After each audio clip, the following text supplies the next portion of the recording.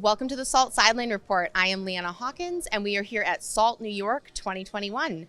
Welcome, Jennifer Prosek, the managing partner of Prosek Partners. Thank you very much. Glad to be here. So, Jennifer, you're speaking on a panel this week at SALT about active management, and you are really known in the space as a leader in virtual marketing and business development, helping firms sort of switch from the traditional world to a more digital world over COVID in the last couple of years that we've had. So tell us about that, and what have you been doing to help firms implement their marketing plans during this time?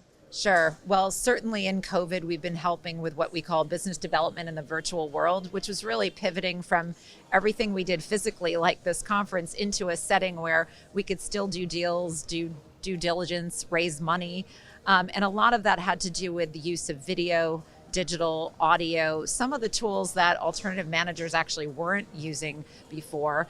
There's been a massive acceleration of spend in the marketing space for obvious reasons, because we had to market differently, but it's been relatively successful. I will tell you that the fact that the physical conference scene has opened up again is a thrill. There's nothing like meeting people in person.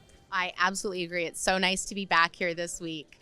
What are some of the things that you find alternative firms are usually hesitant about when it comes to creating content and marketing? Obviously, compliance and regulation is a big soft point, I think, in marketing to the public. How do you go around that and manage that with your clients? Well, when I started my career, firms in the alternative space were not doing marketing. In fact, I had to beg them to consider that brand matters. You don't have to do that anymore. We actually spotted what I call the emerging market of marketing, which is firms that go to conferences like these. Marketing is still an emerging market for a lot of these firms. But I will say in the last few years, and certainly from since the financial crisis, everyone is all in on marketing. Firms in the alternative space now understand that brand matters.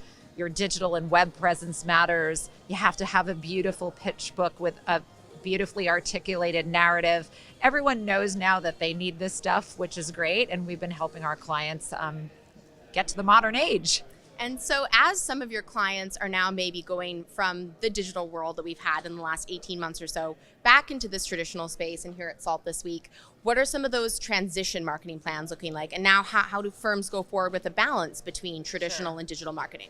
So all of us, whether you're an alternative firm or a PR firm, we're all trying to take the best of the digital world and the remote world and the best of the physical world. So no one's going to go back 100% to the old ways. So, what do we want to keep and what do we want to reinvigorate in the personal or physical world? Certainly meeting investors and business development, there's nothing like the physical world. So we're all clamoring to come to conferences like SALT where we can meet new clients and new investors, because there's nothing like that.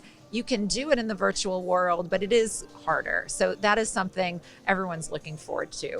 Whether it's this conference or the ones that are opening up on the circuit, I think you're going to see huge demand for physical meetings, especially in the capital fundraising space. The things we don't want to do as much of are silly business trips that we don't need to take, or things that can still be accomplished via Zoom. You're going to see a lot of annual meetings for private equity firms or hedge funds still happening virtually or hybrid, so that the folks that are traveling from Asia, et cetera, who can't make it can still make it. So I see a real unbelievable world where the combination of the things we can do virtually and the things we should do physically come together in a beautiful place. That's my hope anyway. I love that. And just one last question for you. What is your favorite medium of marketing and content? Well, I'm going to have to say my favorite medium is the podcast medium, not because I have been a passionate podcaster, but because I was on a podcast, and I will plug Ted Seide's Capital Allocators podcast. And it really was an amazing way to reach people.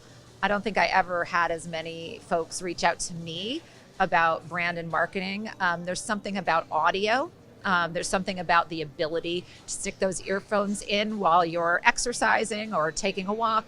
And there's just, I think, a very interesting, intimate connection between the voice and the audio and the listener. So at the moment, that's my fave. Yeah, I love it as well. The passive learning, passive multitasking of podcasts and gathering information while you're walking the dog or doing something else is a fantastic way. Yes.